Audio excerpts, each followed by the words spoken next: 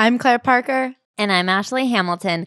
And this is Celebrity Memoir Book Club, the podcast where we are stripping down the walls of a house that already exists and redesigning our version of it with shiplap. And if you hate that, get your house redesigned somewhere else or just read the house yourself. If you want to hear what we have to say, we're about to say it. So I'm happy you're here. What else should we say this week? I think we have a few Chicago tickets left, a few Minneapolis tickets left. We are going there sooner than later, quick as a wink. So please, please, please, if you have any interest, get tickets now. They tend to sell out. And then I feel like day of, we always get DMs from people being like, wait, I wanted to go. And I'm like, I don't know how I could have helped you more. We are coming to Chicago, Minneapolis, Philly, DC, Denver, San Francisco, Nashville, and Atlanta. I am so excited for the shows. We have such a fun time at these live shows. We are going to have special live show only merch. So if that's not enough of a reason to get you out of your house, I don't know what is. But if you want regular special merch, all of our merch is honestly pretty special. We have restocked the Very Smart Worm sweatshirts and the Y2K worm tanks. They are, I guess, my favorite items I think we've ever made. I also love the Ugliest Girl in the World attack sweatshirts, but that's for a very special attack. Claire, if you were to write a memoir about your life, how would you describe last week's chapter? I think I've already said this on the Patreon, but I've been oofing a lot. I've been woofing. Like, oof. Yeah, I don't know when I developed this quirk or this tick where anytime I like bump something or slip a little, I go, oof. Are you from the Midwest? I guess it's like rubbing off on me. I feel like you're attacking me with your culture. Get your culture out of here. Even just now, so like I've been dreading talking about this book since I finished it 1.5 minutes ago. And it took me a really long time to finish because it was like a brutal book to read. But when I don't want to do something, my trick is I just keep going to the bathroom a lot. It's a trick I developed in 3rd grade to get out of most of my classes. What it does is it helps you not do the work till later, which is good because when you want to not do something, you should stretch it out. But anyway, there's water out there and I slipped 3 times, going, coming, going, coming, going, coming. And each time I went, oof. And I feel humiliated by it. I like it. I think it's endearing when people make like a unexpected sound. I'm making that sound. If you bump me, if I drop something, if I like breathe a little weird, I go, oof. I love silly sounds. I feel like I come from a real silly sounds family. You know, when you can like really pin weird words and sounds to members of your family and you're like, oh, I like that about them. Well, I have a new one and it really makes me feel like I'm becoming middle-aged. No. I feel like I'm becoming like an ant. I'm like, oof, that's what an ant says. Ashley, if you were a celebrity. Yes. And you were to write a chapter about last week's memoir, what would you write? I would write, do not disturb. I'm trying to be on my phone less. And I know I always say this, but I really am trying. And I feel like something that's been helping is I've been getting really into workout classes. You are a big workout classes person. And I was always like, I can work out myself. I don't need a class. But I do need a class. And I also feel like being in workout classes has really helped me be like, spend 1 hour off of your phone because it's really rude to go out and check your phone during a workout class. I'm really like scheduling time. And then I feel like it keeps me a little bit more off my phone throughout the day because I'm practicing setting other goals. Like I can't look at my phone until I've like finished a bunch of tasks and I can't check my phone between tasks. Wow. Actually, one of my big pet peeves, and it happened today in yoga class, is when people bring their phone into the class. I hate that. Just be zen for a minute. I will say I've never brought my phone into a class, but when I work out on my own, I like check my phone between every workout. Yeah, when I try to do yoga at home, I'm like, how many minutes left? Yes. And it'll be like a 12-minute yoga thing. And I'm like, Jesus Christ, 9 more minutes? I've been here forever. Anyway, should we venture down to Waco, Texas for the most boring story ever told? You guys, I guess they have another book and we should have read the other book. Yeah, I guess Chip and Joanna Gaines have a joint book called Magnolia Stories or some shit like that. But we thought the stories we tell by Joanna Gaines would be stories, especially because the description of it on the website was like a vulnerable tale of trouble and triumph and building a life. And I was like, oh, it'll be a vulnerable tale of triumphs. I wish I could Control F a physical copy of a book to find out how many times she says vulnerable in this book. I wish I could see how many times she wrote stories. Over or under 200? Over. You guys, I like am breathing heavy. I can't explain it. I don't think I've hated a book this much in a while. My eyes couldn't hold on to the page. They were slipping off like it was covered in butter. I literally texted to Ashley and I said, if the definition of insanity is doing the same thing over and over again and expecting different results, then this book is insanity. because on every page it's the same sentence. And I kept being like, I just read this. We just said this. I felt like we were treading water in like shark-infested seas, except for the sharks were motivational quotes. It literally felt like I walked into somebody's house and I lined up all of their painted wood posters or whatever and just lined them up and said, this is the book. Home Sweet Home. Home is where the heart of sugar and spice and tell your mom I love you twice.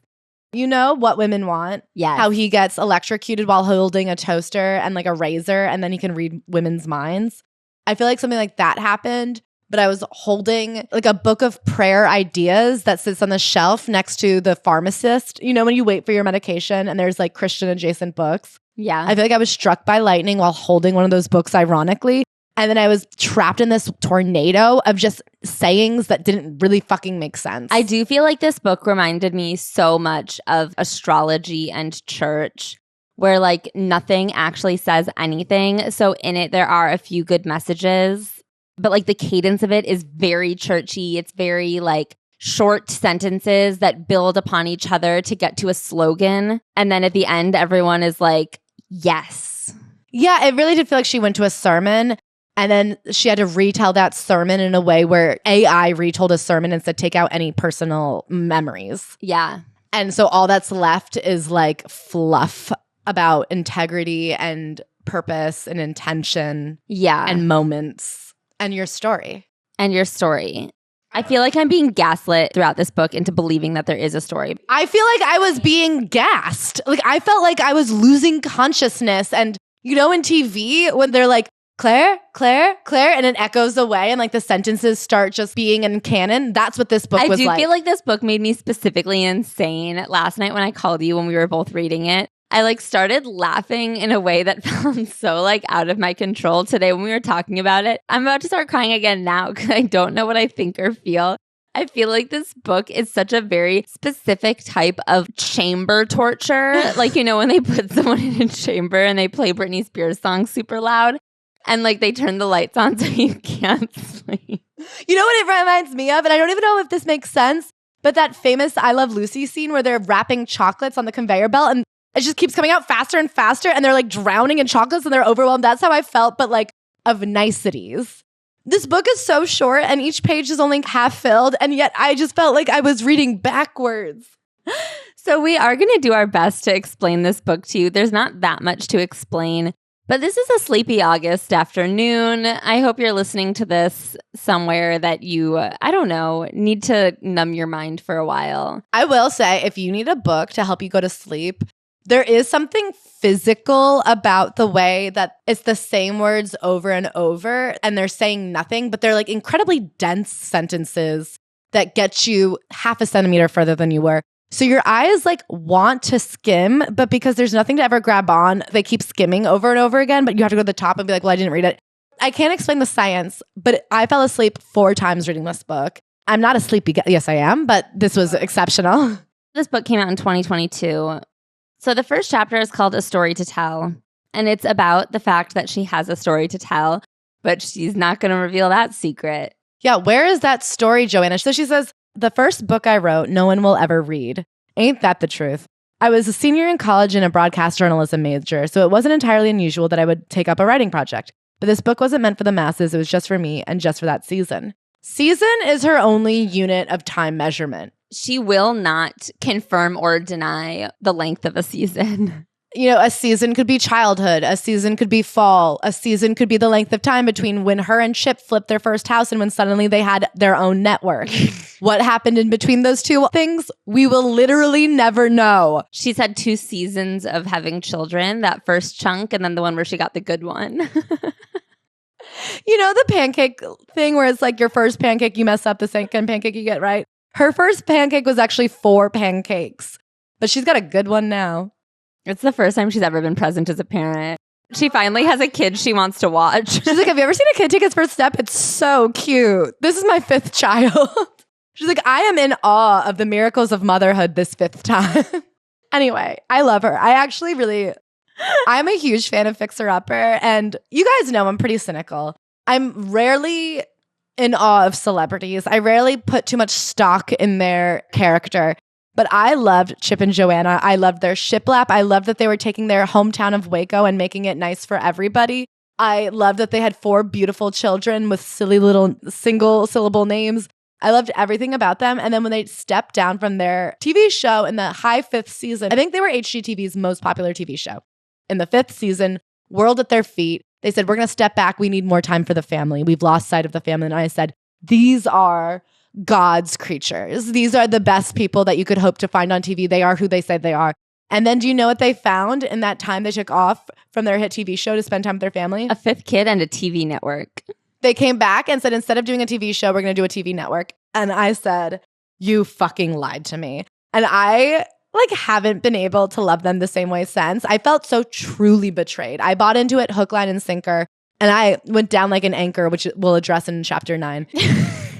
I am deeply suspicious of these people, starting with the fact that I actually discovered last night that they don't have Wikipedia pages. That is so bizarre. This book was published by Magnolia Publications, which is their own publication house, which means they have their own hit TV show. They now have their own network. They have their own publishing company. They have their own newsletter, their own magazines. They have stores. They have Target collabs, and they don't have a Wikipedia page. I find it so deeply sinister that they have successfully created a space where they are the only people allowed to distribute information about themselves. And they are so out of the limelight. Yeah, I guess Reddit might be the only place, but I bet you they have watchdogs on Reddit. I bet you, because if you have like a dedicated enough team, you can just get anything removed from Reddit. I haven't searched them on Reddit because I avoid the platform, but I'm going to go look into it before this episode comes out because I find it so suspicious that they don't have a Wikipedia page. And I know that sounds crazy. I lost sleep over it last night. I woke up in the dead of the night and I said, bug search again. Maybe I spelled Joanna wrong. Even the fact that their last name are Gaines. I feel like they're not real people. What do you mean the family that stays winning's last name is Gaines? You guys, this is really one of those books where it's going to be quite Patreon-esque in that it's just going to be on a lot of us gabbing because I can't face it. I feel physically repelled. The stories we tell. The first time she wrote her life story, she was living in New York City and she was in college. This is not a story we ever get in this book. She does not rehash any of those events. She wrote those down. She sealed them in a little envelope and she's been sitting on it ever fucking since. So this book had promised the first chapter. On page 1, she's like, I was in New York City. And then she gets into her childhood about being half Korean, half white, growing up in Kansas, and how hard it was to be one of the only biracial kids in the whole fucking town. And so I go, okay, we're going to get into something. I didn't think it would ever be good, but I thought at least Chriselle Staus level, there'd be stories in here and you'd get a sense of a person. Especially considering this is stories we tell. It implied stories. But then literally this is the 4th paragraph in the whole book. She goes, here's the short version of a very complicated yet beautiful love story. Right off the bat, I go, short version? This is your book. I mean, at least tell us a medium version. You don't need to shorten it.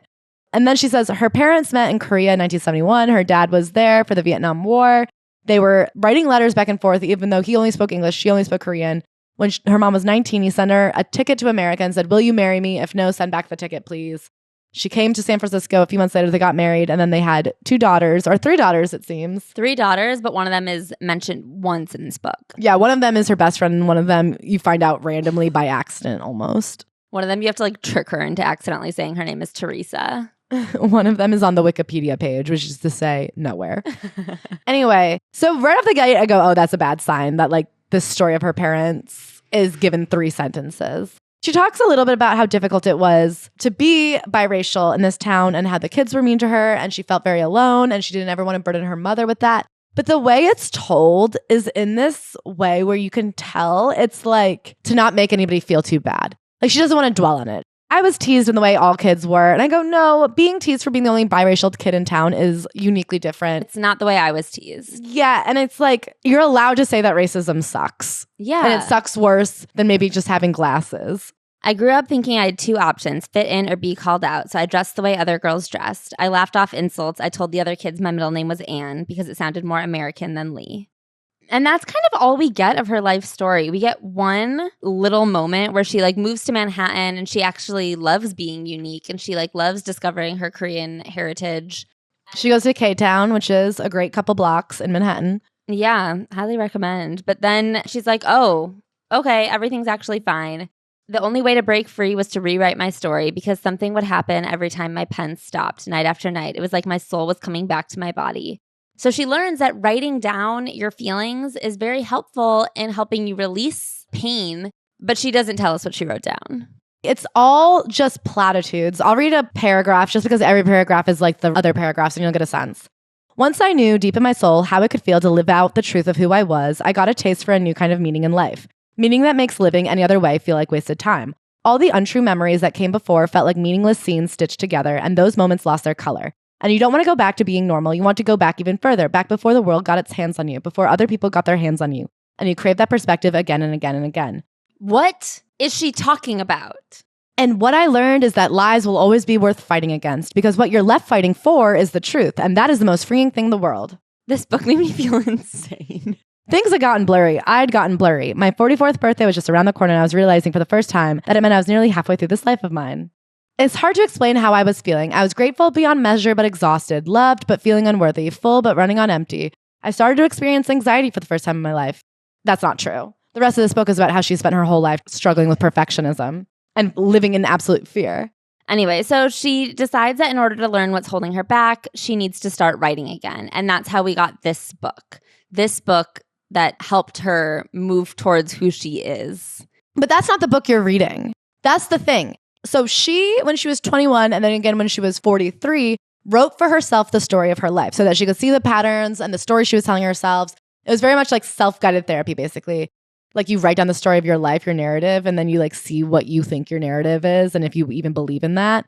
When I went to therapy, that is what you do. You go and you're like, here's how I feel. And then the therapist who's good will be like, do you recognize the patterns of what you're saying out loud? Do you believe that? Who told you that? And hopefully you're able to dismantle it. Anyway, so that's what she does. This book is not the story of her life. It is the story of how writing the story was so helpful. Yeah. The point of this book is she wants to share the story of writing that story so that you can find your story. I'm going to try to persuade you to recognize the power of knowing your story and owning it in every way, because like mine, your story is yours alone. It's one of a kind. It seems to me that there are very few absolutes in this life, only a handful of things that are true to their core. I believe your story is one of them, and there is infinite value in a life that seeks a meaningful story and is willing to be shaped by it. Human beings have been telling stories for as long as there's been language to tell them. For many thousands of years, since the first cave paintings, telling stories has been one of our most fundamental ways of communicating. And isn't almost every story a connection of cause and effect? I mean, do you see what I'm saying? So if we think in stories, remember in stories, speak in stories, and turn just about everything we experience into a story, what does that say about the value of your own? You tell me, Joanna, what the fuck are you trying to say here? This is the most worthless sentence I've ever read in my life. It just keeps going. The next page, my journey since New York has only strengthened my notion of story. What? I don't even know. I don't even know how to make fun of this because it's so nothing. We've had opportunities to meet and work alongside people much different from us, opening our eyes to the breadth and diversity of human experience. And since then, Chip and I have become sort of story obsessed. I actually love stories. And since I met people who aren't myself, I'm actually obsessed with the fact that everyone says different things about their lives. It does make perfect sense that they are such a success because she is like intuitively a branding genius. Yeah. Can I say, your house finally becomes a home when it tells your story. Here's like an example of the pacing of this book. When Chip and I were just getting our construction and home renovation business off the ground, I didn't know a lot about the art of home design. And then she talks about how she learned that she likes a home when it tells your story. And then she goes, when Fixer Upper aired for the first time, Chip and I were completely caught off guard by how people were responding to our story. As our audience grew, so did our understanding of story. Anyway, now she has a network. That's as much info as you get. Anyway, so she says that she had a sense of purpose, but she realized how many years she had lived guarded. So writing down her story made her realize that she's been showing up in pieces, only showing the parts of me I feel confident in. That's what I mean by there are things in this book that I feel like would be valuable if they were supported by any structure. Okay, that's exactly how I felt. Because I was reading this book, and you guys already know. I don't think I have to tell you again from the last 3 minutes. I struggled with it. Even though she doesn't tell us anything, I do get a sense of not who she is, but the type of person she is, which is someone who her whole life struggled with perfectionism. If things were bad, she would never tell anybody. She never tells you what was bad. She never tells you the ways that she micromanaged. But she's like, anytime something wasn't going the way I wanted it to, I'd micromanage other parts of my life. I would never tell my friends and family that I was struggling. I thought I had to be perfect. I've always been showing up and performing. And I do know people like that. I do think there's a lot of people like that. And especially you see it in almost the women, the homemaking. Your home is the thing that you can control. Yeah. The perception of you by others is the thing that you have to be tending to. I do think there's a lot of people who can relate to that. And someone as successful as Joanna, who they would look up to, hearing it from her would be helpful. And so I wanted to give that grace and be like, this to me is a tough book to get through. But I think if I needed this info and I was in that season of my life and I was somebody who was looking to her for help, it would be helpful. But then I said, no, it wouldn't, because of course everybody knows, oh, you don't have to be perfect. Saying that to somebody doesn't change them. Sharing genuine vulnerability and moments of your life. Like, I'm sorry, but I cannot stop thinking about Kat Marnell's like bloody jeans, trying to stab a rat in Condé Nast. Do you know what I mean? Like, that is shit where I go, I do not want to be addicted to Adderall. That life sounds bad. But if Kat Marnell had sat down and said, things in my life had gotten really tough, so tough that I didn't see a way out. I thought about my story and the pieces of my life that made me me. And I thought in order to get to the version of me that I hope I can become, I have to change the things that are so bad. But never mentioned Adderall. Never meant, like, you'd be like, yeah, okay. Or even be like, sure, my life seemed great. I may have had this cool job and going on free trips and had all this beautiful clothes and free beauty stuff. But inside, things were hard. You'd go, shut the fuck up. Yeah. This book almost makes me long for the Stassi Schroeder books, the Chrishell books. A Colin Jost even had a moment in time that he described with detail. At least used proper nouns. Yes. This book has no proper nouns except Chip. And her son Drake got his license recently, so we hear about that a lot. Yeah.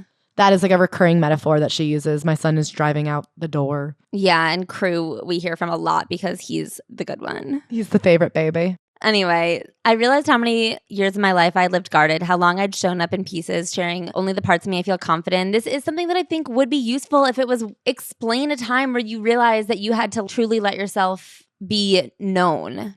This book is my story, and every chapter is a window into who I am. That is a flat-out lie.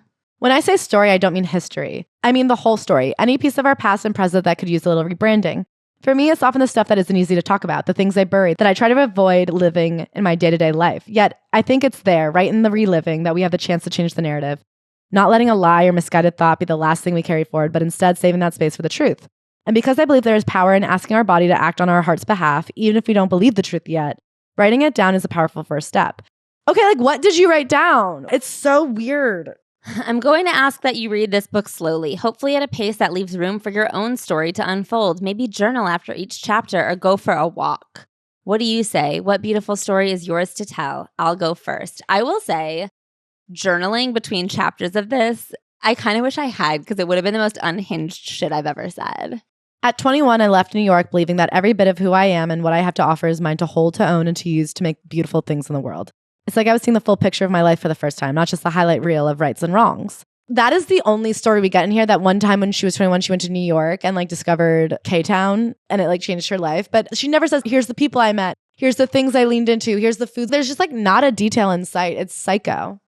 It had a lot of that. When I was 21, I didn't know who I was, but it's okay because that summer I figured it out. Yes. And I'm like, oh, okay. At 21, it was all fixed with one trip to K-Town. Well, at 21, she didn't know who she is, but luckily she got married, and that's a thing. Whatever we have in common and whatever differences lie between us, I only hope my story can help shine a light on the beauty of yours. I really do think you can feel that this book was written to be liked, which is funny. The style of this book actually tells you more about her than she is willing to say, that she's so afraid of alienating you with her success, with her heritage and culture, with anything. She won't share a fucking detail of who she is because mostly this story is about your story. But that's not what a memoir is about. People find more of themselves in the specifics, not in this general idea of, don't you ever think about yourself? And it is like an absolute level of fear because we do live in a society right now that there are crazy people who will come to you when you share a specific and they will say, well, that doesn't match my specific. And her fear of internet crazies, letting that dictate this book is so unhinged. I guess I don't think it is even internet crazies. I think in her heart of hearts, this is her struggle, is she can't be vulnerable. And this whole book is about how at 44, she's suddenly like, it's cool to be vulnerable. I'll show you later. It's very, I have a girlfriend, she lives in Canada, you wouldn't know her. I'm really okay being open and showing you my flaws. They're there. Just believe me. I'll show you later. I have them. No, you say yours and then I'll say mine. Yeah. No, listen, I wouldn't admit it back then, but there was times when we were not financially stable. I can say it now that we have $100 million in the bank, but it feels so good to get that off my chest. So the next chapter is called When Fear Breaks, and it is about the level of fear and insecurity that has followed her entire life. She does give us one semi-autobiographical story here. She says she's a middle child. Fact. And she went to kindergarten, fact. True. And when she was in kindergarten, she felt very ready to go to kindergarten. She was excited. She wasn't one of those kids who was worried about going to school because she had an older sister who went to school and school looked cool. So she goes to school and she has to do show and tell. And that morning, a button had fallen off of her coat. And instead of being like, holy shit, I didn't prepare for show and tell, she was like, oh, I have that button in my pocket. That is fucking awesome. So she goes out into the hallway and she comes back in to show her class the button. And the whole class laughs in her face. And she is overcome with embarrassment. She leads with fear for the rest of her life. It planted the seeds of fear, and that seed blossomed into a tree that lives inside of her. I don't know if you guys have experienced something so horrible, but this was worse than being a half Korean kid in Kansas. It was actually the button thing that did it. It was the first time I can remember caring what people think. The first time I experienced insecurity. Even if I could have put a name to it, I felt that sting of rejection. It might have been a small moment, but I let it morph into a big lie. I couldn't catch hold of fear, and I never knew what doors were safe to open, so I kept them all closed. As it turned out, fear was the one chasing me, turning up in all sorts of disguises, and even as I evolved, it could evolve too.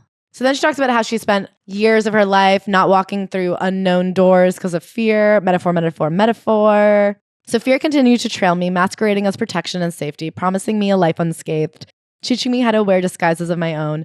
Perfection mostly, which is a word I use to soften the real desire, which is control. But here's what I've learned about perfection. It's isolating. And the more isolated I felt, the more fear grew. So there is a line that I actually highlighted because I felt like here is something. Here is a truth. And I think it gets back to the Kat Marnell comparison of addiction, which is a horrible disease, but can often be glamorized and made to look sexy and fun and Tumblr and cool, heroin chic. This is a truth that unless it is backed up with examples that you want to share so that people can see for real that it is not good and it's better to like try and fail than to hold yourself to an impossible standard that makes you so alone, saying it will not help anybody. What's my biggest flaw? Caring too much. I like to be too on time. It is true that the perfection thing is a control thing. And I'm sure, I don't want to like project, I'm sure there's an eating thing. The problem is when you say you don't understand being perfect, it was bad for me. Am I beautiful with 5 children, a toned body, a giant farmhouse and a TV network and a marriage? Yes, but it wasn't all roses. Like you have to let us into the bad because your whole life is the platform of the good. Yeah. You are somebody whose entire career is staked on how beautiful you can make things look and how picturesque your life is. And that's what we've bought into. So if you're going to be big and vulnerable, you have to show us something on the other side, or why would we fucking listen to you? Especially because all she says is that school was hard for her because she was embarrassed and afraid of being herself around the other kids. Those early days of high school got better. Eventually, I found a few friends and a familiar table in the cafeteria, but that's not the point of this story. The point is that something kept me from walking through those doors sooner. In that moment, all signs pointed to fear. My hands shook, my breath shortened, my body froze, but as I look back on that moment with a few decades living and learning between us, I was wrong to give fear all the credit. So she's saying fear took root in me and it affected my entire experience, except for when it was fine. It's so weird. And so then she talks about meeting Chip and how he doesn't have a fearful bone in his body. This first year we were married, we were making decisions faster than I could process them. They were renovating their house. They just got rental properties. They started making home improvements. She opened the Magnolia shop and she talks about how that was the biggest risk of her life and she was so scared. And it's like, okay, and then what happened? She talks about like throwing up in the car on the way home from her first wholesale purchase. Only when I was completely worn down by fear and its control over my life did I start to ask myself what I was so afraid of to begin with. And then I could see that what might have been a real threat at one point of physical fear, a shame or insecurity, a moment of sincere pain had since morphed and multiplied and spun out of theories I let define me. And that wasn't the story I wanted my life to tell. I would come to learn that vulnerability is my path back. What knocks the wind out of me is what forces me to learn to breathe again. What vulnerability? When I was willing to be vulnerable about how wildly I could fail, when I was willing to say, I don't know what I'm doing, this won't be perfect, but I'm going to give it all I've got, everything about opening that little shop felt vulnerable. Chip and I spent the same years buying and selling houses around Waco. I didn't go to interior design school, yet here we were leveraging our livelihoods on being able to flip homes. There was no degree of proof that I knew what I was doing. When Fixer Uppers started filming our work and people were actually watching us, this on-the-job skill I had so much to learn about was suddenly center stage. People were calling me a designer. And then she goes, less than a handful of years ago, Chip and I were a couple of seasons away from launching Magnolia Network, and the idea of my own cooking show came up. At the end of this book, she goes, we just wrapped season 6 of my cooking show. I'm like, when did these things happen? How did these things happen? That is crazy that within 5 years you went from somebody with no design background to flipping houses for a living, to having a TV show, to having a TV network. And it is impressive to have conquered those fears. I think a lot of people forget that everyone has the same fears and the same doubts in themselves, but some people choose to let them run their lives and some people choose to say that they don't matter. When people look at influencers who are posting outfit videos, and a lot of people on the internet will get so mad at them, me included, because you're just like, why are they so confident posting the stupidest outfit I've ever seen? You have the exact same fear in yourself that they do, but they've said, I don't care, I'm posting anyway. And you've said, my outfit is too stupid, I won't post it. Even us, because we did it. I don't know, you could do it too. It's 2 mics and an internet connection and a book. That's what it takes to be us. Literally, we get criticisms all the time where people say, why do you guys think that you're the authority on reviewing these memoirs? We are literally not. We just said that we wanted to and we started doing it. And that's it. That's 100% of it. I think that it is interesting to like get that perspective of, yes, it's true. Like Joanna Gaines has the same fears as the next person who isn't flipping houses because they're afraid that their flipping is bad. I mean, Joanna Gaines is the most talented woman in the world. That's so true. So like, I will say if you're like, why her and not me? It's because she is better than us. But most of the time, they're not better. Hearing her say like, you wouldn't believe it, but I'm scared. I'm like, that actually is helpful. I just wish it had been backed up with a real anecdote of almost any kind. So here's one little fact that we got. I guess she started a blog around this time and she claims in the blog she would like share what it was like raising children. And she kind of acts like she was vulnerable in the blog. And then because she was vulnerable, people shared their vulnerabilities with her. But I don't know if I believe her. I definitely don't. It was probably vulnerable in the sense of like, today I had mom guilt because I am so successful and I have so many beautiful children. And although I tucked them in and read them a story, I was too tired to read them a second story. And people were like, oh my God, I feel this so hard when I get back from my 15-hour nursing shift. I'm too tired to read my son a story. Vulnerability is why I'm here, but also what led me here, wanting to share my story with you. What are you talking about? You have not shared a thing, Joanna Gaines. All you've shared with us is how perfect you are. That's what riles me up. The slogan for this chapter that she builds to is fear breaks, we rise. I don't really know what that means. It's like a wave. The wave breaks. And you know how out of every wave, a person conquering their demons rises out of it? None of us has to go on fighting monsters in the dark by ourselves. We can show one another that it's safer to live open-hearted after all, out of hiding, willing to step forward courageously even when there's no guarantee, only a hope that the life we're worthy of abounds on the other side, whether we leap forward or put up one brave foot in front of the other. Joanna, you haven't said a goddamn thing. Don't tell me to be vulnerable and share my story. You go.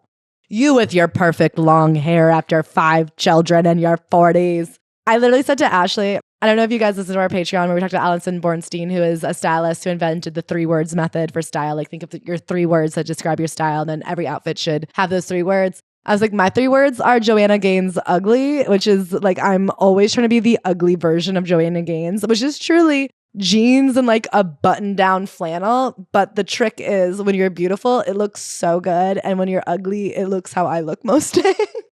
Chapter 3, Bridges.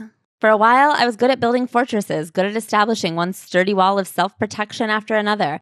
I knew how to retreat, and for most of my life, I considered it a safety measure. But once you let vulnerability seep through those walls, once you give away your heart, bring a child into this world, and share your work with someone, all bets are off. It's funny because she's like, the minute I had a kid, those walls were broken down, and I realized how futile it was to try and be protected. But then she's like, my children were my number one self-defense about being perfect. And I'm like, huh? This one actually made so little sense to me. I don't even know how to summarize it. I'm reading this quote that I underlined and I was like, what was I thinking when I underlined it? I know it's vulnerability that has me feeling a little weak in the knees. At the same time, I can also sense a temptation to give in to familiar villains. Fear, namely, telling me it's safer to go back to old ways of self-protecting in the midst of uncertainty. And it's in that precious gap I'm learning that pain from our past makes its move in search of those crevices that finds the place where you're exposed and it flows in with the strength of a river. And it's in those precious gaps that we will tell ourselves those well-worn stories that always keep us held in suspension. It's like chicken soup for the Dr. Seuss. It's like Seussian rhymes over photos of pebbles on the beach. Yeah, it's giving first-year yoga instructor. Literally. I bet you know the stories I'm talking about. All these chapters are about like 4 things. They're about your stories, your vulnerabilities, your intentions, your defenses. So it's hard to situate yourself. But this one is about Oh, your story? And the story you tell yourself and how you allow experience basically to hold you back. You say, well, it didn't work last time, or when I was 4, people said my dress was ugly. So now that I'm 24, my dress is still ugly. As I think back now to my younger self, my heart breaks for what I know she'll go through. What did she go through? Tell me. Is happening, you guys. I feel panic. I feel afraid. I feel the walls closing in on me. I looked at the page and I just saw this. Or when left to your own imagination, did that story boil down to conclusions about your value and worth and leave you feeling more insecure than ever about who you are and whether you're enough? I can point to a handful of times I've done this recently, where a conversation left me guessing intent rather than asked if I'd guessed wrong or even if I'd guessed right. Instead, that story sinks into my head and into my heart as truth, when really, without knowing the facts, it's nothing more than a theory, nothing more than make-believe. Yet this is why we'll learn to guard ourselves. We'll go on building castles in the sand. Please say anything real. I'm sinking into nothing. My stomach is a knot and a pit. And I feel like I'm going to be eaten by my own appendix because I'm dreading having to think of more things to say. Didn't we read that sentence already? I just feel like we're in circles in the desert and I'm going to have a fucking panic attack. I am crying again. I don't know what to say to her. I just remembered this chapter. The thing is how she learned what empathy is, and she has no fucking empathy, because if she did, she would never have put me through this. I've now walked through this process of writing down my story twice in my life, and interestingly enough, both times the same themes have risen to the surface. What were they? Oh, insecurity about my identity and fear of not being good enough. Okay. But this is the transformative part. Consider how you could give your pain purpose and how you might wield it for good. So basically, she's saying in here that she learned that empathy is not sympathy or pity, that she's a fixer and she always tries to fix people. She's trying to fix her up, or you? She's trying to put some shiplap on that divorce. Anyway, but she's realized that sympathy and pity are different than empathy. And if you look at your own pain, you can realize that maybe you can relate to someone else's pain. Here's what's interesting, though. She goes, but if I have not lived through what they're going through, I don't pretend to have empathy. I just listen and try to learn. And I'm like, is there not a part of empathy that's like being able to understand someone else's pain, even if it's not yours? I thought that's the whole thing. Like understanding someone else's pain, even if it's not yours. She also then remembers that this chapter was called Bridges. Bridges, however, by their very nature, carry us forward. That's not necessarily true. You can go which way you want on a bridge. You can go forward. You can go backward. You can go off the side and put yourself out of the misery of this book. Keep reading. They connect us first to our own story and then to the stories of others, knowing something of the alternative, the loneliness and isolation comes with self-protection. I can say that I'm willing to build bridges of empathy till my hands give out, because now I believe that bridge by bridge is how we survive. What? Here's a story that they'll finally fucking give us. Are you guys ready for this big whopper of a story where somebody showed her empathy? One time she went through a thing, undescribed, but they were at dinner with friends. And you're not her friend, so she won't tell you, but she told the friends. And you know what the friends said in response? Nothing. They sat in silence. And at first it made Joanna uncomfortable, but then she realized maybe they all needed to sit in silence. And instead of trying to outrun the thing, undescribed, maybe we sit in it and we just feel it. Have you ever tried feeling an undescribed feeling? They weren't quick to fix our grief because they'd known something of it themselves. They let us sit with it, let it do what it needed to do. Not resistant. I think they knew that that only ends up hurting more. What only ends up hurting more? What was the thing? Oh, God, I don't know. And then she talks about, she tells her kids to hang out with losers at school because she knows what it's like to sit alone. As a culture, it feels like we're struggling to see people as people, with beating hearts and flesh and bones, layered in wonder, but simply as right or wrong, forgetting that we are real and complex human beings whose stories run deep, that we are more than this or that, and that the reason and meaning and truth often sit below the surface. What is she talking about? But once you try, once you really empathize with someone's experience and where they're coming from, that's when compassion rises up. That's when resolution and resolve rise up. If we spend our time going back and forth just so you hear me and I hear you, rarely are we ever going to come to a place of peace. But choose empathy, choose understanding, and it destroys the assumption that different means we have nothing in common. In its place, it rebuilds what has always been far truer. There is more that bonds us than breaks us.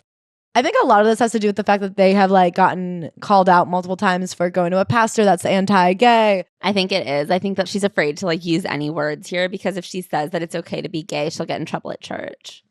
Or if she says it's not okay to be gay, she'll get in trouble on TV. That's so true. Later, she has this whole chapter about opinions. and how maybe we should have less of them. There is this one part where she does say racism is bad, which was pretty crazy. But she's like, but just because we all think things doesn't mean we all have to speak. She's like, I don't think everyone has to say everything. Just because I have a platform doesn't mean you should be asking me questions about what I believe. Who cares? I'm like, okay, vulnerable. In order to empathize with someone else, I have to first offer myself that same grace. I actually feel like that's the opposite. I guess I think that it's harder to like care for somebody else if you're holding yourself to a high standard. Do you know what I mean? Yeah. Okay. I think generally a healed person is more likely to offer healing. I'll give you that one, JoJo. She does go into the story about when her kids fall down, what they need, and like how her baby crew, her sweet baby, favorite baby crew, fell, and she'll give him a Band-Aid and be like, you're fine. And he's like, no, it still hurts. And she's like, in that moment, I realized maybe I need to extend empathy and listen. But sometimes her older kids, they have a problem at school, and sometimes she just has to listen to them. But all our kids need something different, but all the different things are listening. That's so true. I'll read the final paragraph of this chapter just because the thing about this book is it's like a great bathroom book. You could open it to any page, and every paragraph is the same as the last paragraph. It's just like remixed. As I step forward into the next season of my life, this is what I know to be true. Empathy is the only way we move forward intact. It's the only way we restore understanding and reclaim shared moments of goodness, of humor, of lightness, of a culture that feels like it's on our side. I can't imagine a world where it doesn't move the needle. I can't imagine us coming out on the other side of every bridge and not being made stronger because of it, not taking better care of ourselves and one another because of it, not finding healing because of it. And I can't imagine that not being the greatest story we ever write together.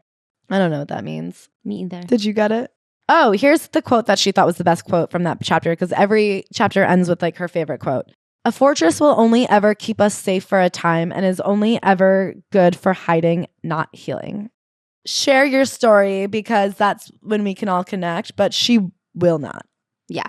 An idea I had for you guys is maybe open up. Totally. Not to me, though. So this is chapter 4 called Look Up. I've been trying to write down everything I could remember from the first handful of years of life as a family. It would have been the late 2000s, and Chip and I had brought home 4 babies in 5 years. We do not get a single word of that attempt at writing. I ended up jumping ahead in the years, and I was weaving in and out of family trips, first days of school, and the way our business grew alongside us, I had to pause when I got to 2018. We don't get a single detail from the late 2000s to 2018. She does not remember a thing. She does not share it with us. And it does actually turn out that she literally can't remember. She's like, it turns out starting this huge business and having 4 kids was a lot. And I don't really have any memories. Can I say that is not true? Because later in the book, she talks about referring to several detailed journal entries. She used to journal all the time. Yeah, but like you journal it right out of your head. Yeah, you journal it out of your head, and then you can look back at the journal and say, what was in my head that day? So then she talks about the whirlwind that was having 4 babies in 5 years. No, she doesn't. She says it was a whirlwind. Okay, so she says that there was a whirlwind where she had 4 babies in 5 years. And then there was a whirlwind where they started flipping houses, even though they were not yet financially stable.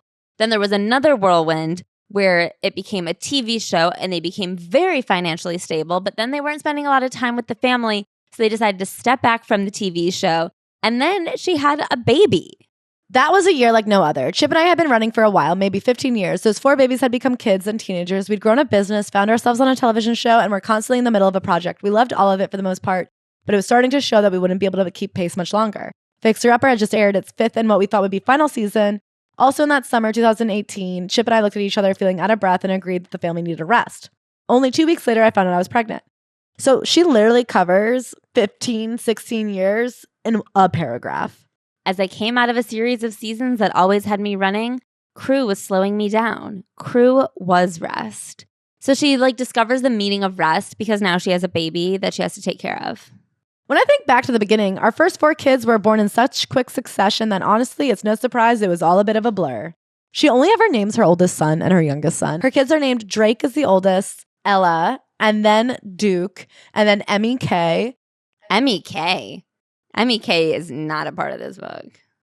Yeah, no, she's not. But it goes, Drake, Ella, Duke, Emma, 8 years go by, Crew. Okay, so we've got the top 4. We've got the bottom 1. Who's actually the top one?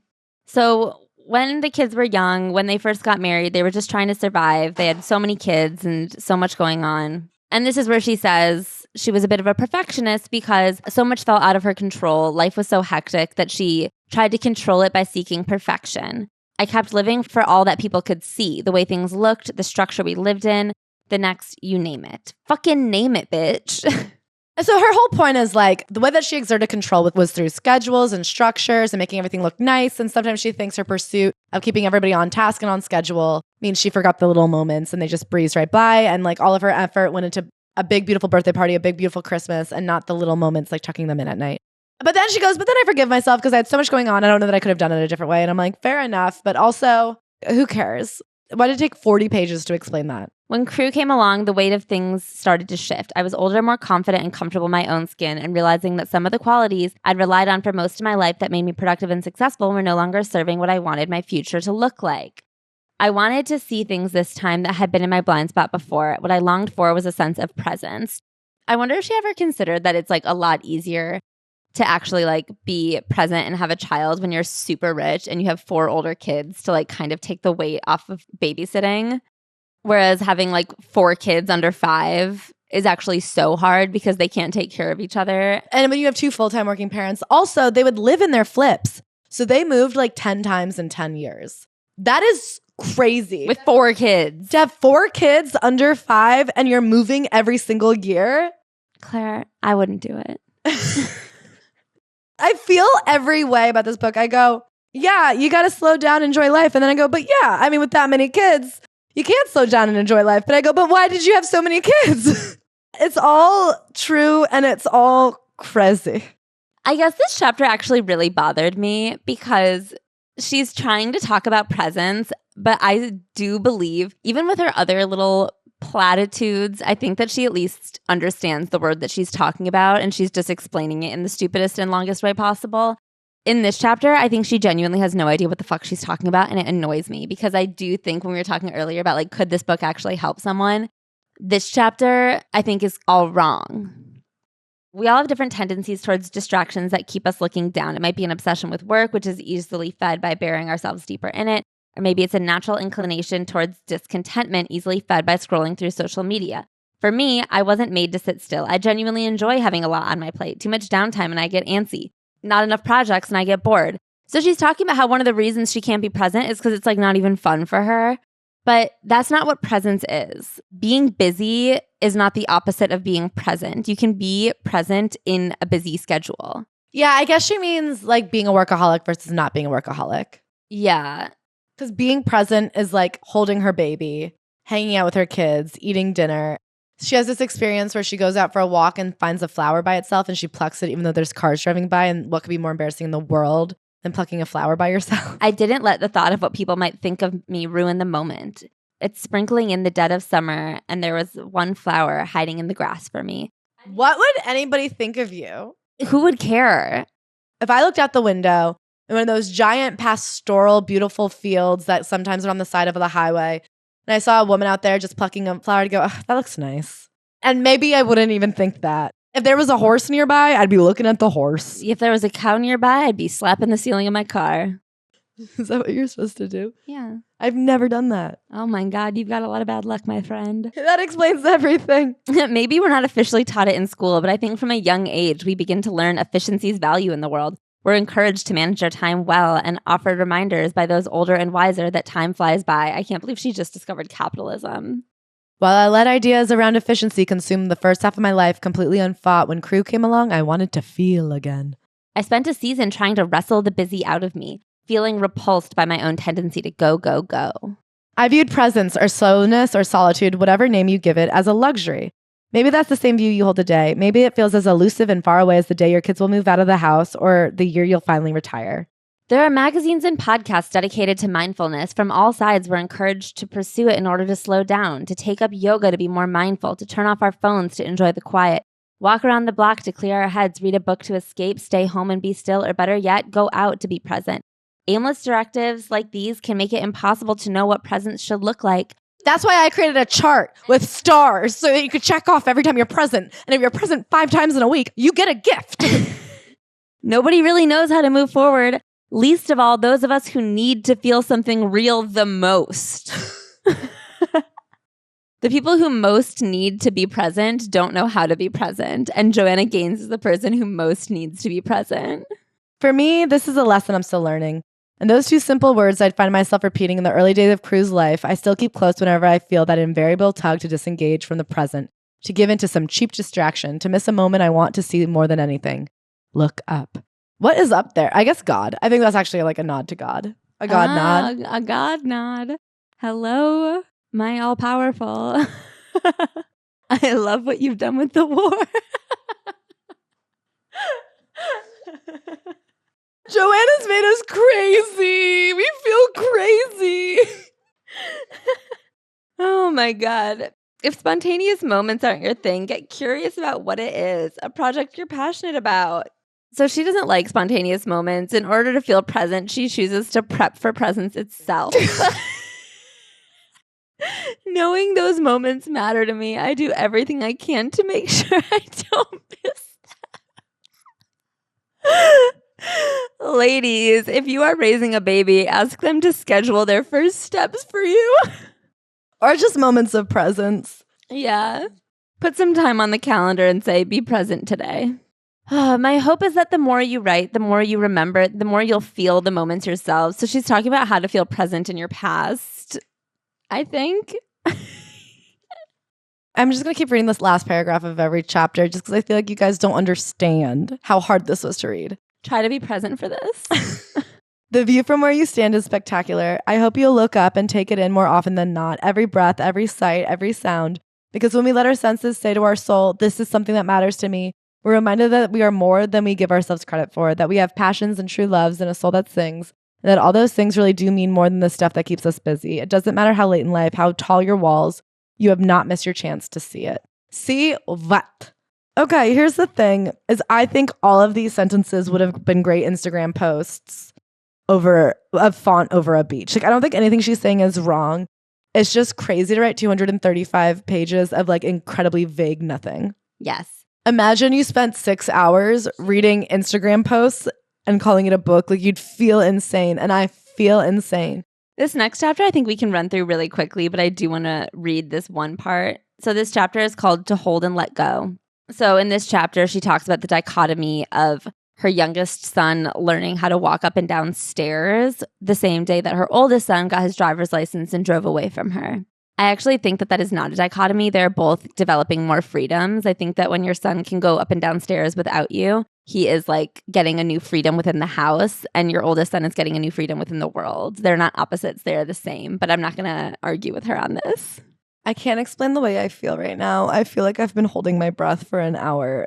I feel like I have asthma. You might have gotten asthma from too much presence. I feel like I'm having a panic attack. Like, I'm having a hard time breathing. I feel like no breath I take is deep enough. I just feel like we're not even close to the end of this. No, we have to get to the end. We must. I've already been in the headspace of this chapter thinking that if you've come this far, how can I show you that the point of writing down your story isn't all toil and sadness, soul work, and painful journal entries? Where have we seen sadness, soul work, and painful entries? When she was teased in middle school. Oh my God, that was tough. So then she's like, I'm a self-proclaimed hoarder. She loves trinkets. You guys know. And then she writes, well, I'm grateful for seasons of hard work and heavy loads because they show me what my arms can carry. I know I wasn't made to hold only the hard, only the pain and the guilt. There is more to me than that, more hope than fear, more joy than sorrow. But toil thrashes and lack lives out loud. What the fuck does that mean? If we don't learn to do the hard work of letting go of these things, there will never be room in our story for all the beauty it bears. I'm grateful to have found truth on the other side of lies, vulnerability on the other side of fear, empathy on the other side of pain.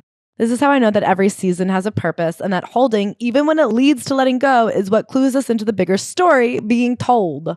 If you believe that too, if you can hold your story in truth for all that it is, the good and the bad, not perfect, but whole, if you can see who you are as richer than a past or future thing, that's the perspective we're after. That's the gift of writing down your own story. Do you guys feel like we're reading the same page over and over again? Like, do you see how fucking insane I feel? Have we not been talking about writing down the story and the pain and the purpose and the intention and the gift and the lies and the truth and the vulnerability for years now? Okay, so this sermon is about how beauty can grow from tragedy. So if you've ever had any actual tragedy in your life, you're probably a better person because of it. Some of life will be predictable, but much of it won't. Sometimes letting go will hurt, but that's how we have a frame of reference. So the tragedy in her life was that she is super close to her younger sister, Mickey, And she and Mickey lived next door to each other, but Mickey married a doctor who had to go somewhere else for residency. So for 10 years, her sister lived in a different state than she did. And they weren't neighbors.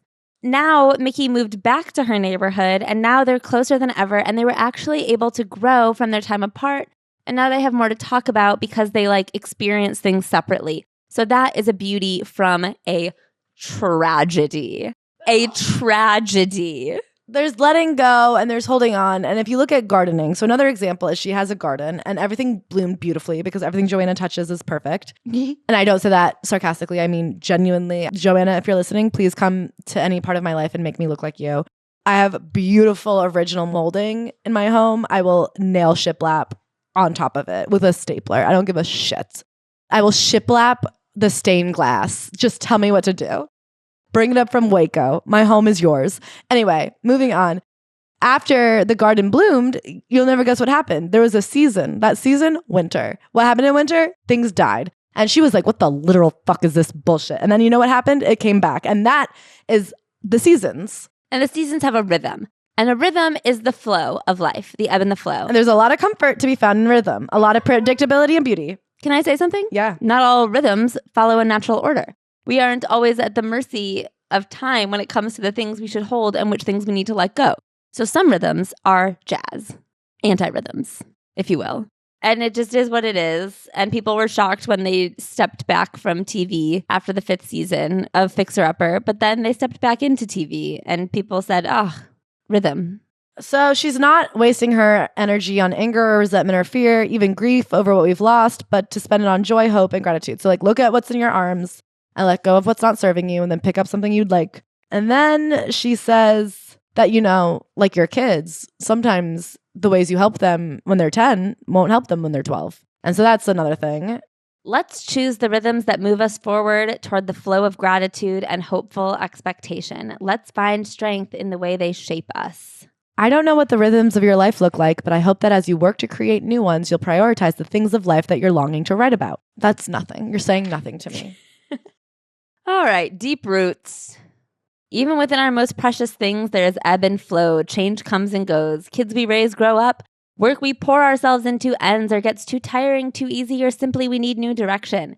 Sometimes change is big and drastic and it happens right before my eyes, and other times it is slow and gradual, and it goes unnoticed until I look back and see how far I've come. But now I'm in a season where even a few of the things I counted as sacred for the first 25 years of my life, the very things I fought so hard to have to hold, are starting to feel heavy in my arms. Not because they're weighing me down, just the opposite. They need more room to grow. Is that not what we just said in the last chapter? Yeah, it is similar. Do you see what I mean? It's like we're building these tiny little inch blocks of build a bridge. On that bridge, bring a load. In that load, count your things. Of those things, put some down. Of the things you have in your load on your bridge, pick them up higher, add some things. Do you love those things? Grow those things. Shut up. So now this chapter is about how as a kid she moved a lot and she was always starting at a new school, so she got really good at adapting to new situations. But then as an adult, because they were living in every single one of their house flips, they moved 10 times in their first years together, and it was so stressful, and she hated it, and sometimes she didn't even have time to have deep roots, but she also roots deeper and faster than anyone else because she's so used to moving. But then she hated moving, and so when they got their house, the farm, she was like, oh yeah, this is going to be deep roots. Some of us go on to grow our families. We have kids, make a home, figure out our purpose. We build our lives brick by brick with bodies that need to be fed, bills that need to be paid, daily prayer, weekly date nights, monthly game, and annual holiday parties. She says, roots need a rhythm of their own. Growth by its very nature requires change, doesn't it? So now they're in their farmhouse and they love it. I have the stability I craved for so long, the permanence I yearned for as a little girl, and then again in the beginning of our marriage. I am deeply rooted in a home and family I love and work I'm passionate about, and yet I'm starting to feel the first rumblings of a shift in the ground beneath us. And her oldest son is going off to college. Basically, she's worried she hasn't spent enough time with her kids.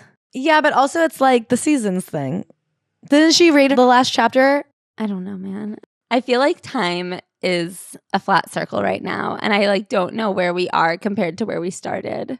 She also then goes on to a new gardening metaphor about how sometimes if farmers till the same soil with the same thing for too long, it won't grow back. So you have to grow something new in that soil to kind of even it out. And I guess that's a metaphor for life if you think about it. Because sometimes you're paying attention to different things. Historically, she never paid attention to her kids, but she has that 5th kid now. And she's like, wait a minute, should I be raising this one? Yeah. So she gets obsessed with the outcomes more than she's obsessed with the journey. And so she was trying to spend more time with her kids. So she like made a commitment to have like a kid date every single Thursday. But then she would beat herself up if she missed a kid date. And instead of like paying attention to the moments where she could be there, she's like, but I wasn't there on Thursday. She, was really hard on herself about it. But fixation doesn't allow for growth. It doesn't leave margin for joy either. A moment of beauty, a glimpse of humor, of joy, of unexpected connection. That is where I want my soul to live. So she's like, I need to find time in the space between, not in set moments.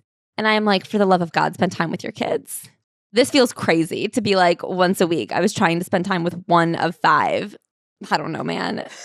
I saw them at dinner. We passed each other in the hallway. The moments that matter. A sideways glance when they say, hey, will you help me with my homework? And I say, what the fuck was your name again? That's why I should have given them all the same name. The word intention can feel a little loaded, maybe even a little heavy. I have to say something. I've never dreaded anything more in my life. I can't add a new word. I feel like we should take a break, but I also think if we take a break, we can never start again. And I feel like we're in the middle of the ocean and the only way out is through. But I also feel like we're in the middle of the ocean where it's like we could die peacefully or we could fight for our lives and die 3 inches from where we started. We're just up against the tide and we're so weak. We're so weak. Live for the now, but not the outcome, just the now.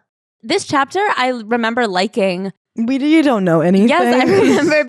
You were in the middle of like a high fever. Because I too am obsessed with outcomes and I have a hard time focusing on moments because I think of like what I thought the moment was supposed to be instead of what it is.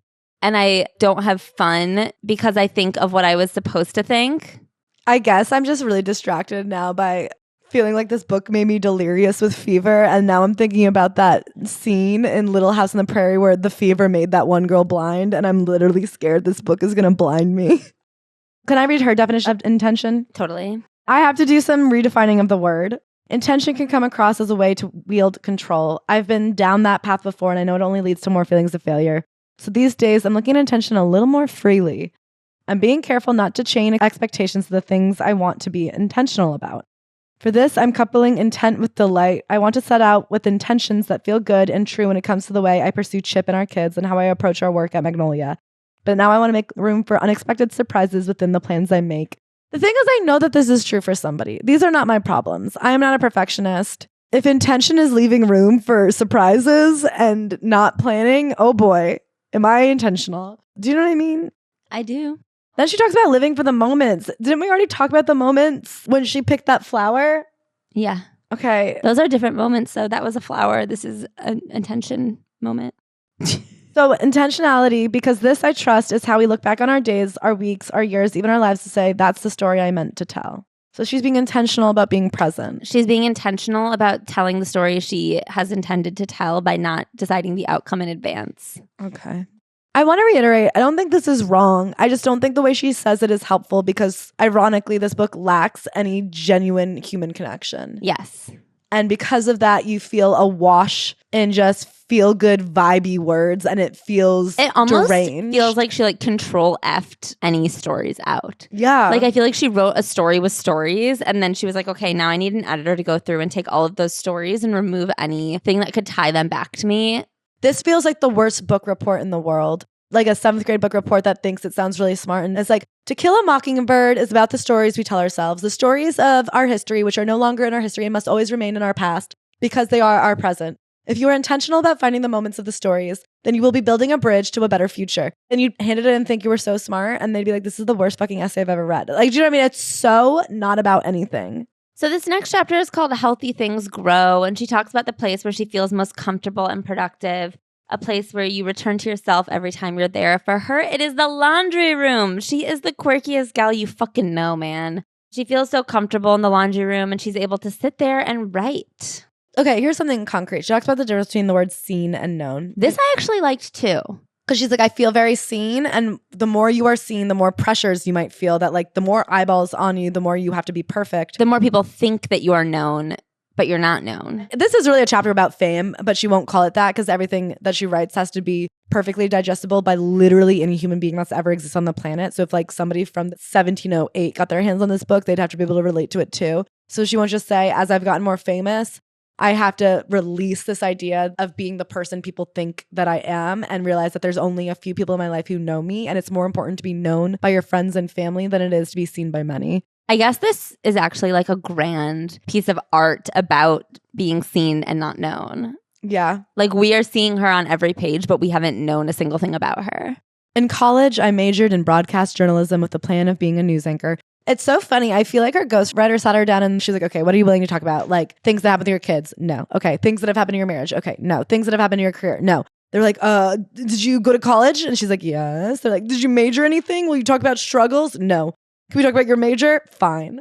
They're like, okay, armed with one fact that she was a broadcast journalism major, we will write a book. She was a broadcast journalism major who married Chip Gaines, had 4 kids and then 1 kid, and then opened a store and had a TV show.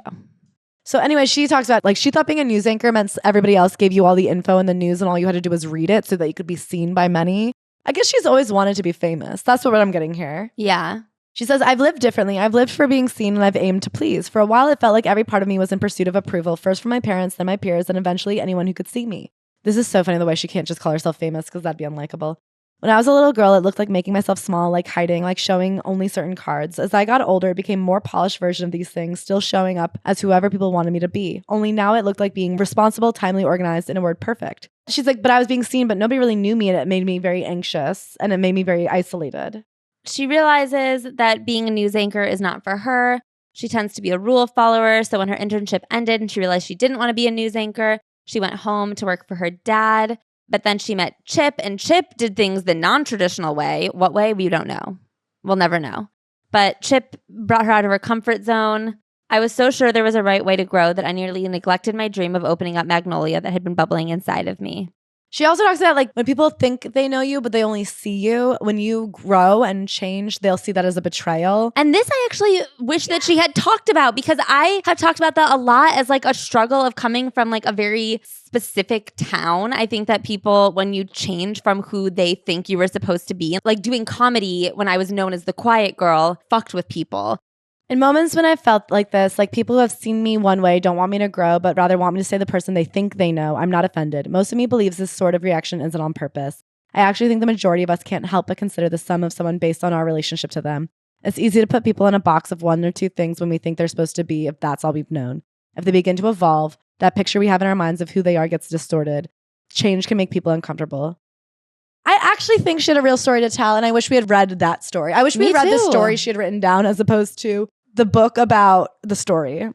She actually does give a specific about the time that she subverted expectations and grew into someone that people didn't expect her to be. Some moments have made me wonder how many people might still see me as that 35-year-old mother of 4 who covers interiors in shiplap and white paint.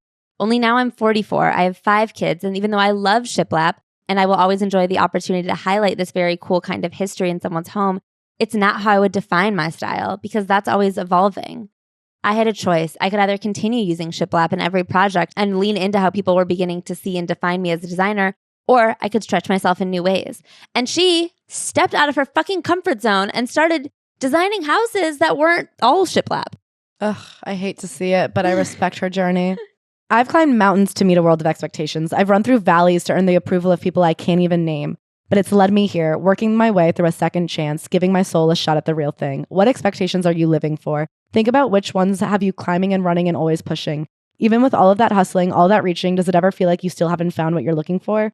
What might happen if our reach bent inward? What if we based our lives on only what we found there, the passions, the loves, the quirks and curiosities that begin within? See, this is like genuine. And I think Joanna actually has a story to tell that people would relate to and could be helpful. And if she's not willing to tell that story, I wish she wouldn't write it all. Me too. Because I like her on that show. And she can either be perfect or she can be vulnerable, but she can't do this thing where she's being perfect at being vulnerable, which means she's not vulnerable at all because she has to remain perfect. We can let the idea of who we've been stunt our growth. I think that that is very true. And I like talking about that concept because I don't think people talk about it a lot.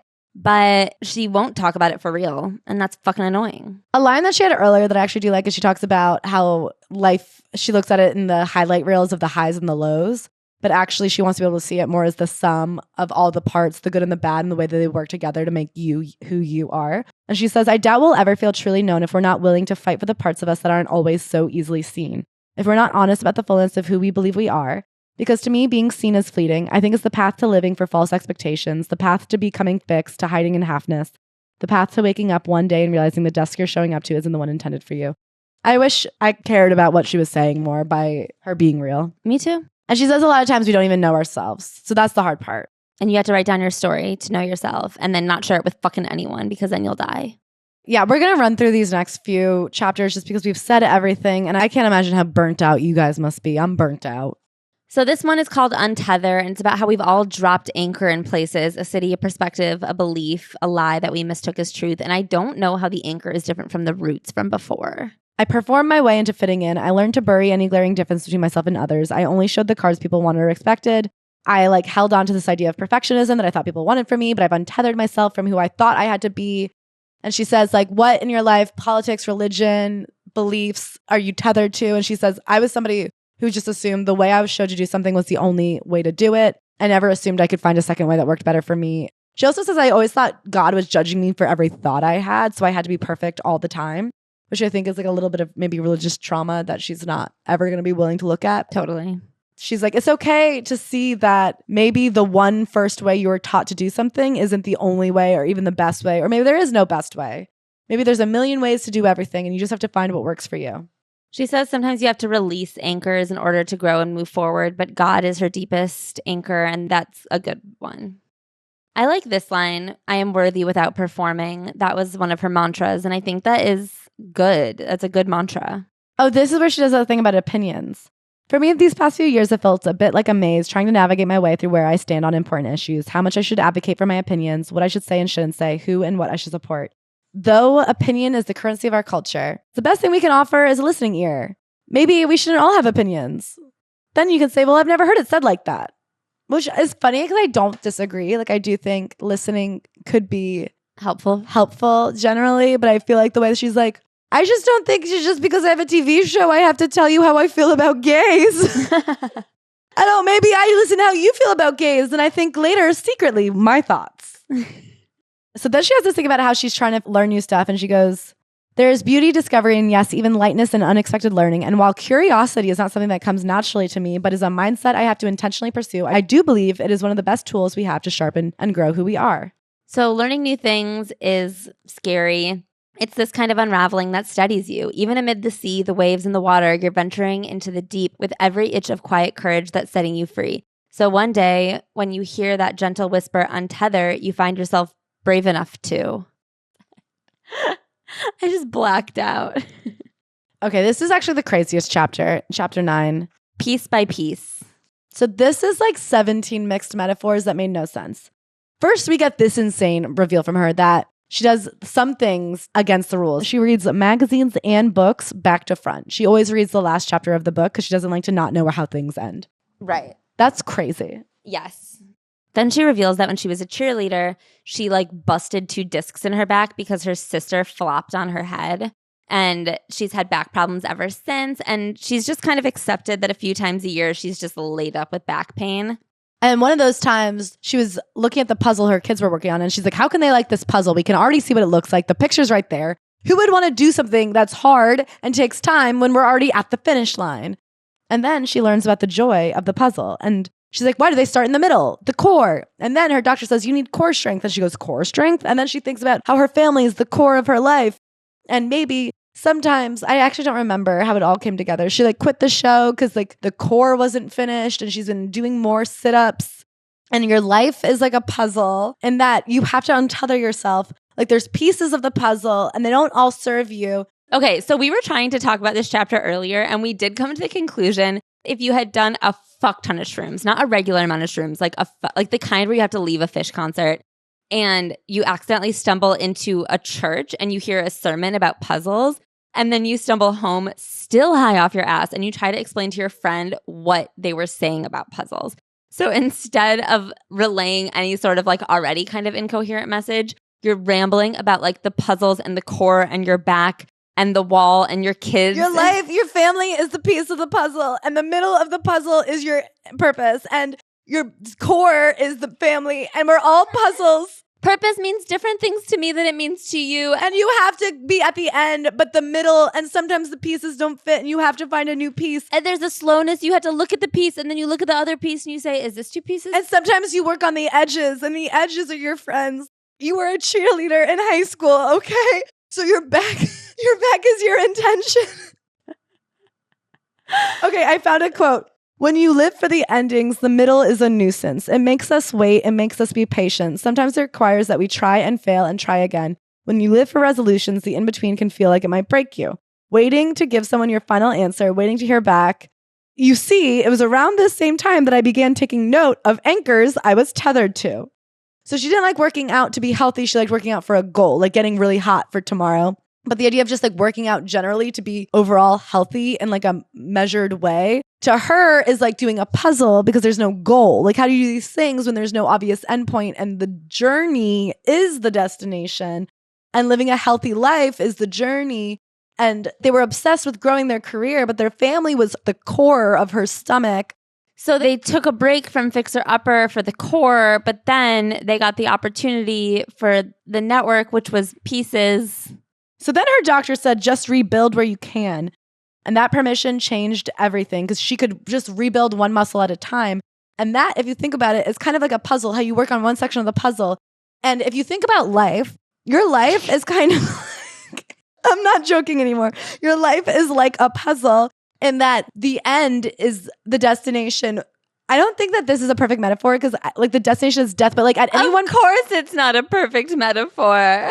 But so her idea is kind of like you can work on different things at a time and rebuild the parts where you can. So like right now she had to work on her family, which seems boring like the core compared to her career, which was the edges. It's kind of like that garden. Do you remember?